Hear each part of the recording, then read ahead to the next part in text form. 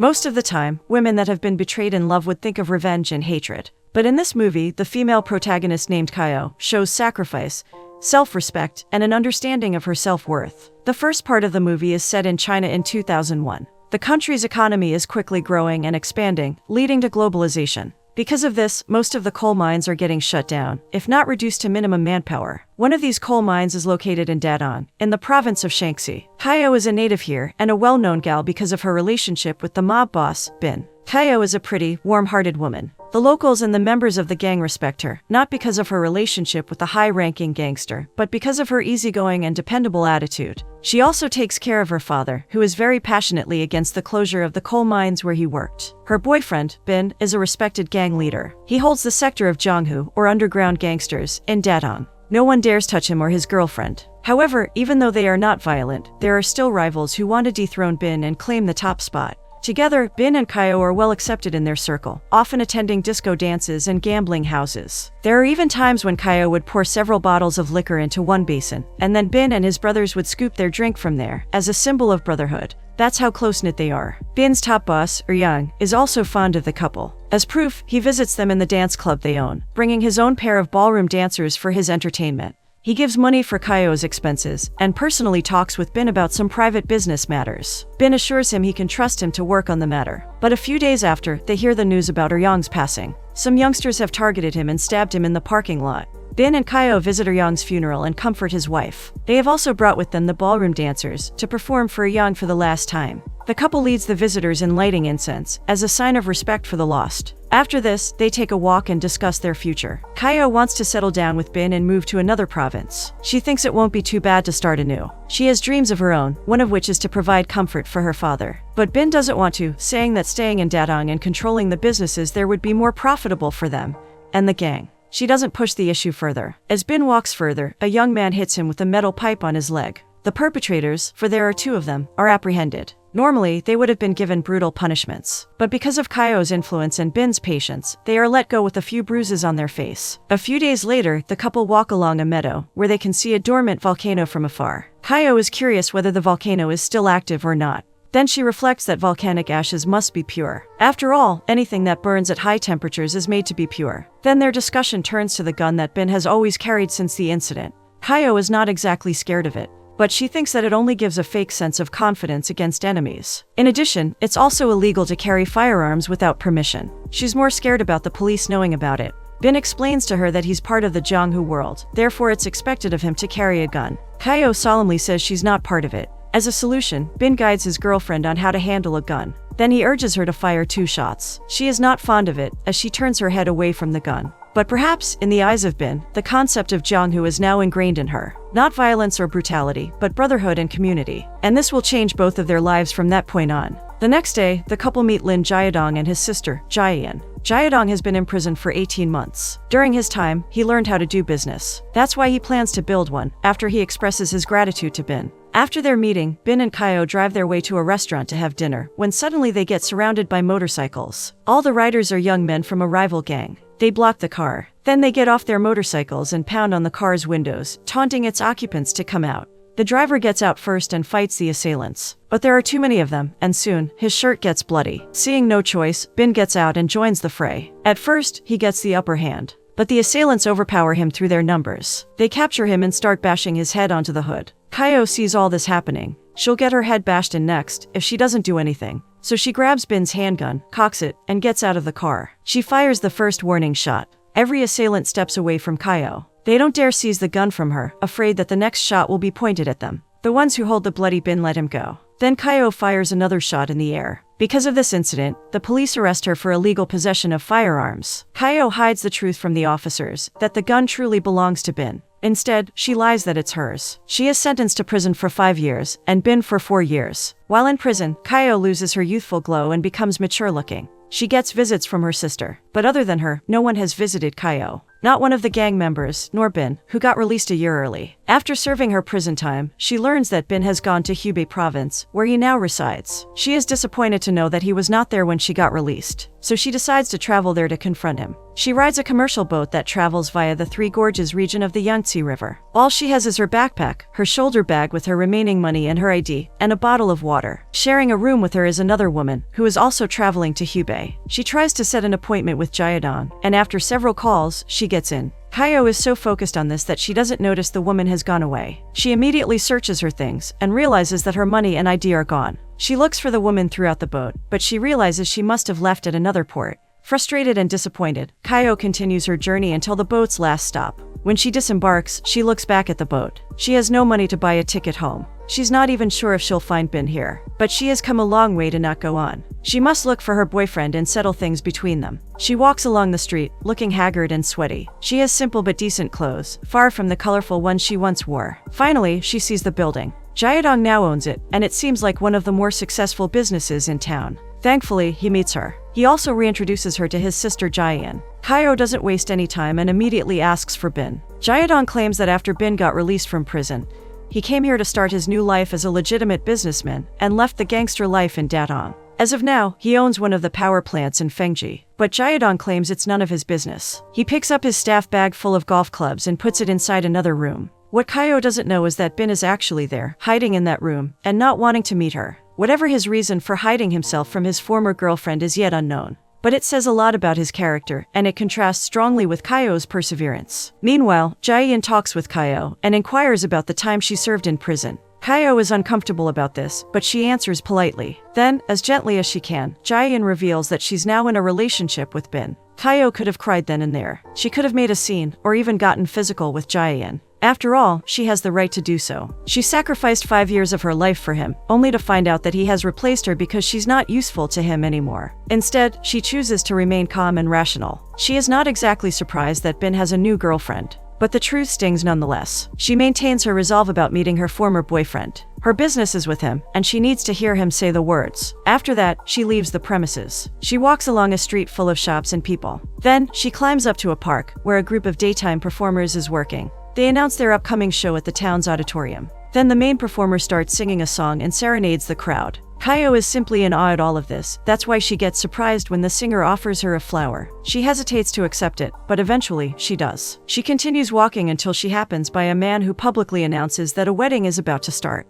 He invites all families and friends to come and celebrate with the couple. Kaio thinks fast. She has no money, no connections, and she's hungry. But the thing is, no one can recognize her if she ever tries to mingle with other people. She knows it's wrong to scam people, but in her situation, she has no choice. Using the rose she received earlier, she introduces herself as a friend to the bride. Without question, the man welcomes her and urges her to sit at one of the tables. Kaio immediately stuffs herself with food and joins the cheering for the newlyweds. She still tries to contact Bin, but with no success. She spends the night in one of the less crowded streets to keep herself safe. The next day, she continues her journey on foot, trying to find more information about the location of the power plant. She passes by the wharf, where passengers are lining up to board the boat. Due to the industrialization of the province, many are relocating somewhere where they can find simpler lives. But for Kaio, nothing has been simple since that night. She's not even sure if this journey she's taking is worth it. As she walks by a market, a couple of men bump into her. She gets annoyed at them, but they don't even notice her. When Kaio looks back, she realizes they are after the woman who stole her things. Compassion fills her first, as she tries to swat away the men that bully the woman.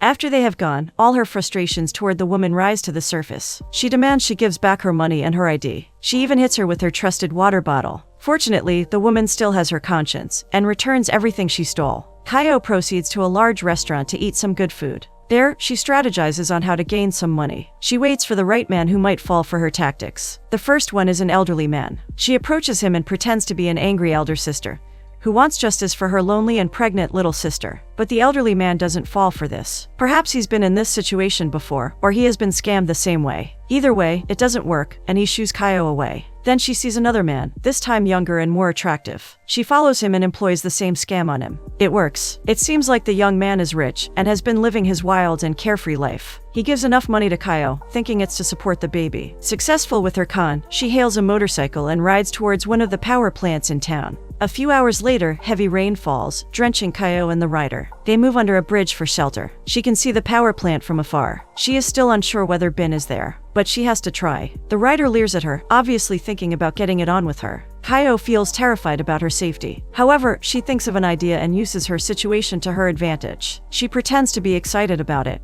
Then she urges the man to check the nearby shed, so they can do the act there. Once the man is far enough, she steals his bike and rides back to town, where she heads straight to the police station. She reports about the near experience she had, and surrenders the motorcycle's plate number. Then she tells the police officer to call her boyfriend, who is the reason for her being here. Finally, Bin meets with her. As they walk away from the police station, Kaio asks if she can come to his home. But Bin is vague about this, saying he doesn't have a permanent address, and that he's been living in different places from time to time. She also offers to accompany him during his upcoming business trip. But Bin says it's inappropriate right now. Kaio's face looks stoic, but one can only imagine the pain she's feeling. To know that the man she once loved is now treating her like a stranger. They decide to rent a room to settle the score between them. Once there, Kaio asks him if she is still his girlfriend. But he simply returns the question back to her. Then he asks if that's the only reason why she came. He looks oblivious to her situation. It's impressive how Kaio can remain so calm throughout this ordeal. She tells him she gave 5 years of her life to him. It's understandable why she expected him to be there for her, after serving her prison time.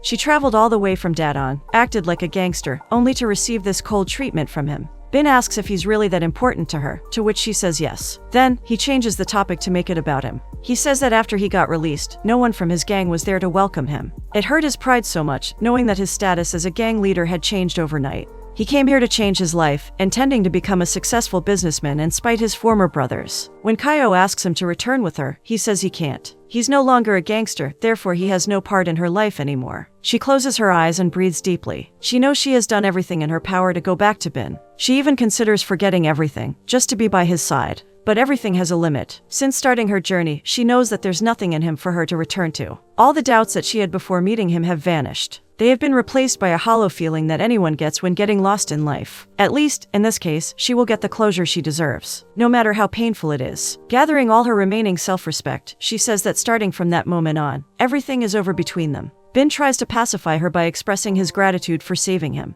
He holds her left hand, saying it's the one that saved him. But Kaio corrects him. She says it's her right hand that pulled the trigger, twice. He eventually realizes her point, but it's too late for them now. All he can do is to wish both of them good luck. He burns a newspaper inside a basin, and invites Kaio to step over it. Their superstitious beliefs say that doing so can erase bad luck. She does it, then she proceeds to cry her heart out. Later on, she remembers the performance that will be held in the town's auditorium. She attends and listens to the same singer as earlier. He sings the same song. The lyrics say, "We were clearly in love, but why did we separate? Was it because we couldn't commit?" As Kaio listens, she understands that the rest of the song reflects what she's going through right now. Was Bin really worth everything for her? She acknowledges that she still loves him, but it isn't as strong as it was before. She asks herself, just like in the song, if her love fades, will she still have the strength to love again? The next day, Kaio takes the train back to Datong. There, she meets a man who claims to be a researcher for an upcoming tourism company. He says that the company is planning to bank upon stories about UFO sightings. This takes everyone's attention, including hers. Kaio says she has seen some UFOs, which perks the man's interest. He says that with a pretty face like that, she can work for the company and be a tour guide. He invites her to come with him to Xinjiang. Kaio agrees. They transfer to a different train. The man tries to hold her hand. Instead, Kaio hands over her trusted water bottle. After everything she has gone through, she doesn't know if she's ready for another relationship so soon. The man respects her gesture, which is nice. It's like love at first sight for him. He immediately falls for Kaio's serene beauty and quiet confidence. One can only wonder if he has ever sensed the hurt within. For Kaio, she thinks about what she has done. It would be wonderful to have a new beginning somewhere, in a place where no one can remind her of her past. After all, she once dreamed of it. However, deep in her heart, she knows she could never leave Datong. The pain she got from Bin will always be with her for the rest of her life. But she can't wallow in it, she can't let it rule her life. She and Bin have chosen different paths. He chose the road to achievement and personal glory. If that's the case, then she'll choose something that will reflect her strength as a woman. She will not choose to lose her compassion. The journey has made her realize that she has always been a gangster, not the one that involves violence and brutality, but the one that shows brotherhood and camaraderie. While in transit, the man confesses that he lied about his credentials. There's no tourism company waiting for them, no stories about the UFO.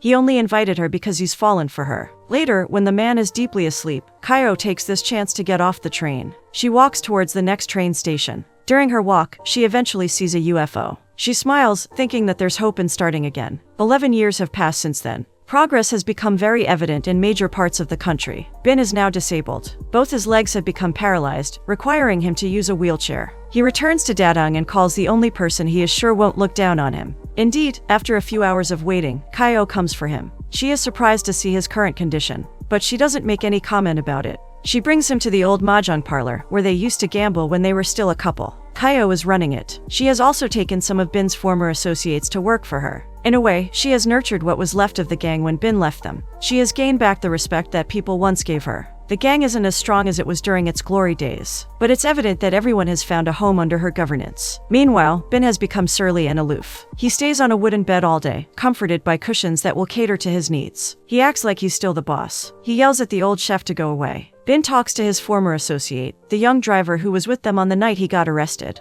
From him, he finds out that most of his gang brothers have moved on and had their lives without him. Some have simpler lives, while others are chasing success in another country. There are only two things that have brought a bit of comfort to him. One is that the young man will always be loyal to him, and the second is that Kaio has never married. When the server gives him his food, he gets annoyed. He feels like he's being disrespected by not serving him the entree first. But the server yells back at him, calling him a loser. Kaio comes in and reprimands Bin for being insufferable, but he has the guts to blame her for bringing him there. Kaio yells at him, saying she doesn't deserve this kind of treatment. She orders him to get out. Letting his pride take over, Bin tries to get off the wooden bed. But he might as well roll there as long as possible, with his wounded pride. He knows that he won't be able to do anything without her help. In frustration, Kaio pulls him back and sets his cushions. She asks him what happened, for him to end that way. Bin reveals that he suffered from a stroke because of too much drinking. He also never married. Kaio says he should have passed away that night. Bin retorts that she shouldn't have saved him. It's ridiculous how one can be so ungrateful and prideful at the same time. She tells him that she saved him so he can suffer in pain for the rest of his life. That shuts him up. The next day, Kaio goes to a doctor to ask for medical advice on Bin's situation. But the doctor can only do so much if he won't be able to see the patient. Kaio knows that the said patient will be too stubborn and prideful to go to a doctor. Even at night, Bin finds it difficult to change clothes without assistance from anyone. A few nights later, Kaio reveals to her associates that their former brother is back. Many are happy and welcoming. Bin feels righteous about this. He goes on to talk to one of his associates, who was once deep in debt. Bin humiliates him in front of everyone by relaying an embarrassing story about how that associate had to eat dirt for him. In retaliation, the man challenges him to a card game. If Bin loses, he'll give up his wheelchair. Unfortunately, luck doesn't side with him. He valiantly tries to stand up, but his associates catch him before he falls. The man lectures him about pride, saying that even a famous general has to be humiliated before getting strong. Kaio is fed up with this, so she breaks a teapot on the man's head. The next day, Kaio takes Bin out on a walk. He asks her if she hates him, to which she says she has no feelings for him at all. Therefore, she doesn't hate him. Then why did she take him in? It takes Kaio a few seconds before answering. She says that she's only abiding by the code of gangsters about righteousness. Since Bin is no longer a gangster, he won't understand. But, as she fights back her tears, Kaio knows that the real answer is that she still loves him. But she has learned that taking him back will waste the efforts she put into gaining her self-respect and the respect of others. The pain is still there, and it's not worth reliving it for the man who caused it. As days pass, Bin finally sees the doctor to check his condition. He and Kaio also revisit the meadow where they used to walk. The next day, Bin decides to follow his pride more than his heart. He sends a message to Kaio saying he has left. Perhaps it's for the better, for both of them.